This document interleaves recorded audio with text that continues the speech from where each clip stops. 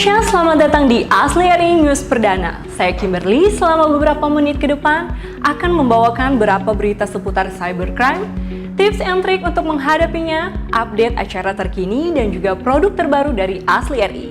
Tidak lupa, saya ingatkan untuk terus mempraktekkan 3M, mencuci tangan, menggunakan masker, dan tetap menjaga jarak. Langsung saja kita mulai Asli RI News dengan segmen pertama, yaitu kejahatan di era digital.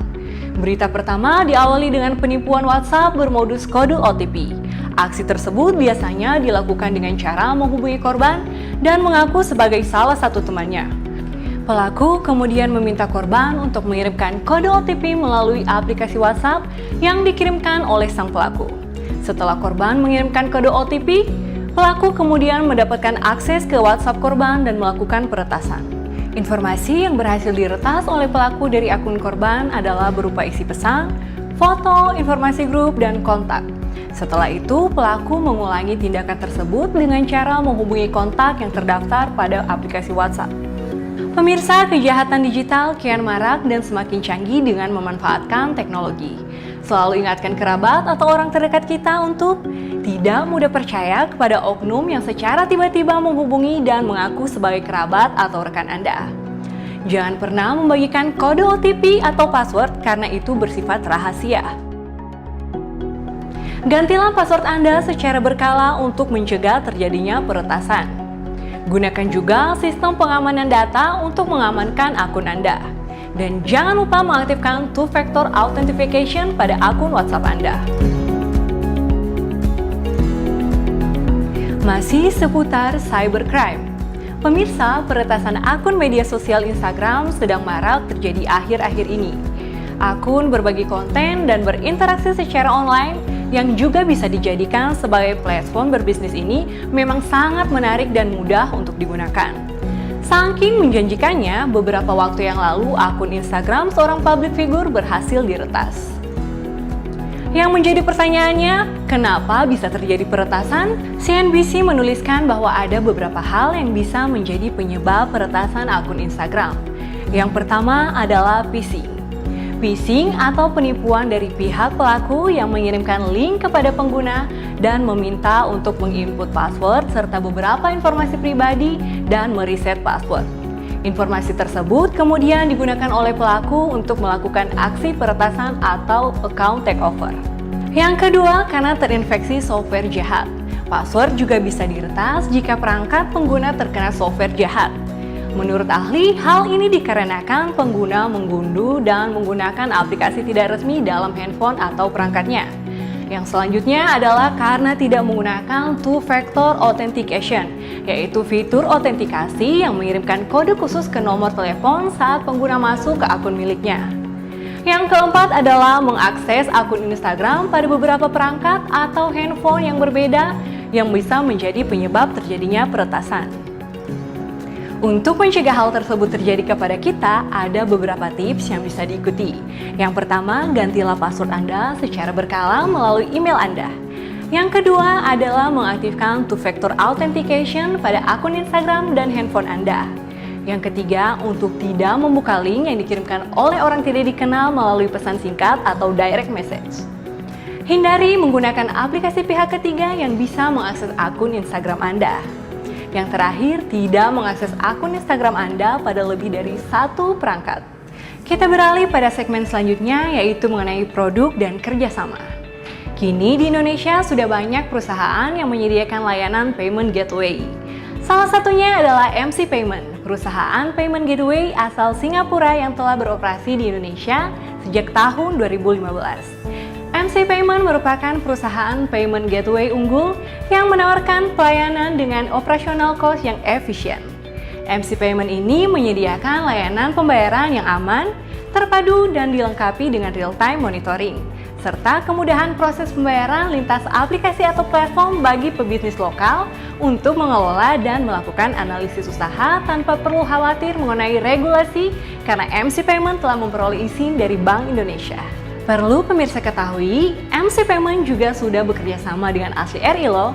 Jadi soal keamanan, kecepatan, dan keakuratan verifikasi sudah tidak perlu diragukan lagi.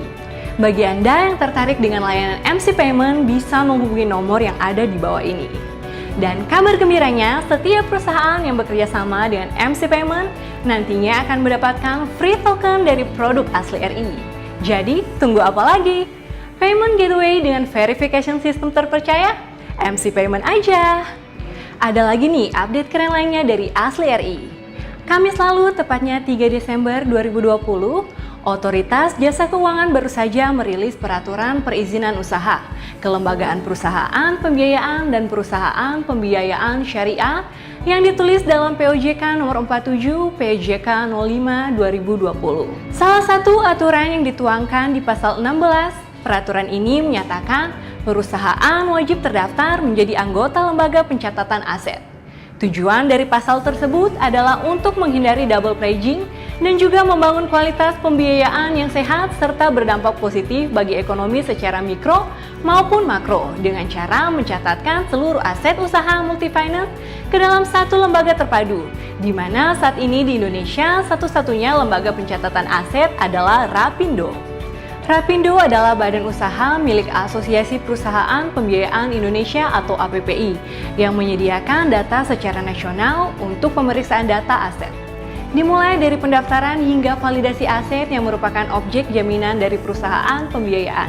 Untuk memudahkan proses validasi calon nasabah anggota Rapindo secara digital, Rapindo meluncurkan sebuah aplikasi bernama Rapindo ID Verification.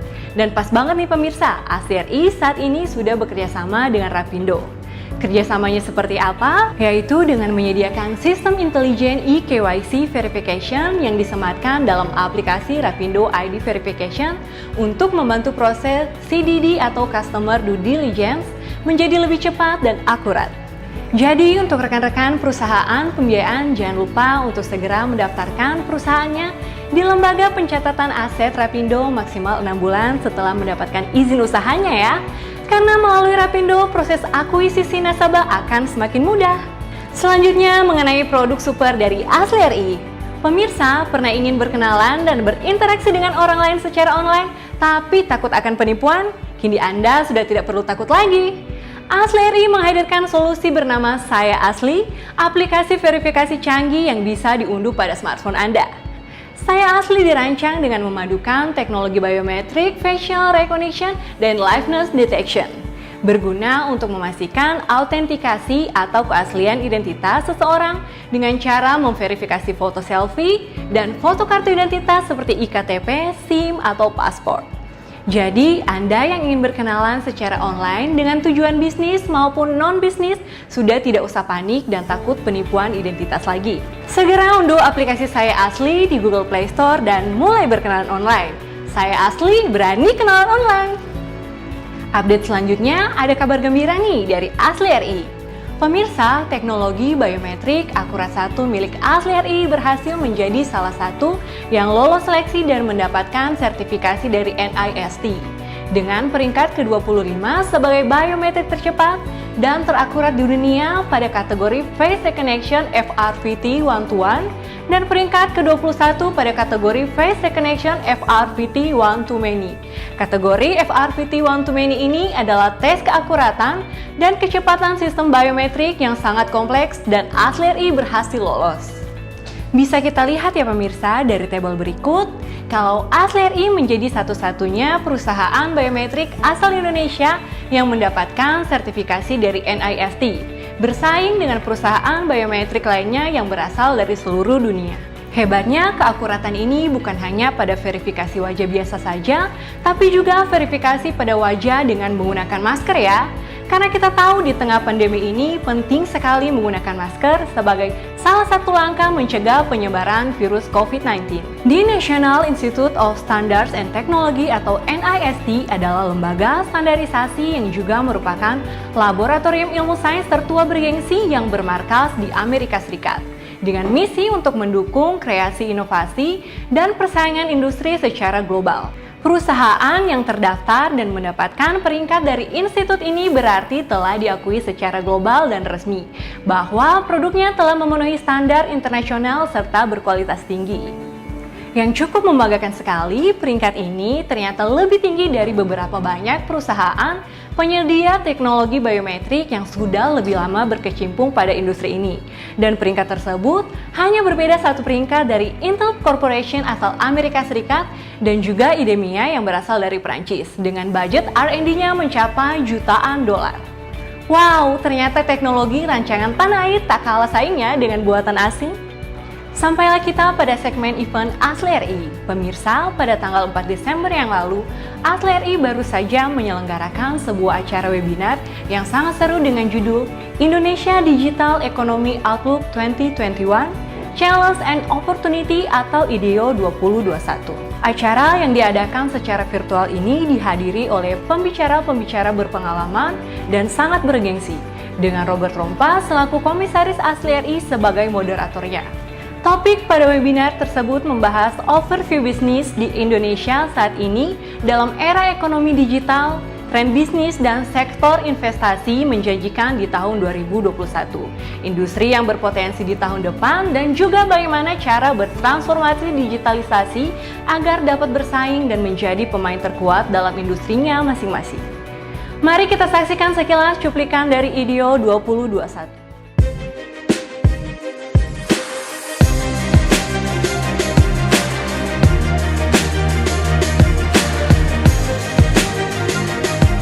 Datang di acara webinar yang berjudul Indonesia Digital Economy Outlook 2021 Challenge and Opportunity yang dipersembahkan oleh PT ASLI Rancangan Indonesia, Pak Antoni Lim. Ada Pak Aspar Situmorang, halo Pak Karania, Pak Suwandi Wiratno, hai Pak Suwandi. Hai Risma, halo everyone. Oke, langsung aja nih kita sambut Pak Robert Rompa. Hai Risma, apa kabar? Hai. Kami persilakan para peserta untuk memberikan pertanyaan-pertanyaan. Demikian acara webinar kita hari ini. Untuk Bapak Ibu yang 30 pertama mengisi survei akan mendapatkan merchandise menarik dari ASLI RI. ASLI RI juga mengucapkan banyak terima kasih atas dukungan dari Pak Roberto Aquen, analis eksekutif senior atau direktur pada Deputi Komisioner Pengawas Perbankan 4, Otoritas Jasa Keuangan, yang telah membagikan bukunya yang berjudul Manfaat, Peluang, dan Tantangan dalam Digital Banking pada webinar kemarin. Info mengenai webinar yang saya sampaikan barusan sekaligus menutup ASLI RI News perdana kali ini. Terima kasih kepada pemirsa yang telah menyaksikan. ASLI RI berterima kasih juga kepada seluruh klien dan partner yang telah mempercayakan kami sebagai partner Anda. Saksikan juga video-video menarik lainnya dari kami untuk mendapatkan update terbaru mengenai layanan dan acara kami. Jangan lupa juga saksikan ASLI RI Ngobrol Bareng, bincang-bincang seru dengan narasumber yang inspiratif dan juga berpengalaman dengan topik yang tentunya menarik. Kami mengucapkan selamat Hari Natal dan Tahun Baru kepada seluruh pemirsa dimanapun Anda berada. Jangan lupa untuk selalu menaati protokol kesehatan dan mempraktekkan 3M. Mencuci tangan, menjaga jarak, dan menggunakan masker. Sekian ASLI RI News Perdana, saya Kimberly pamit undur diri. ASLI RI, your intelligent partner for EKYC.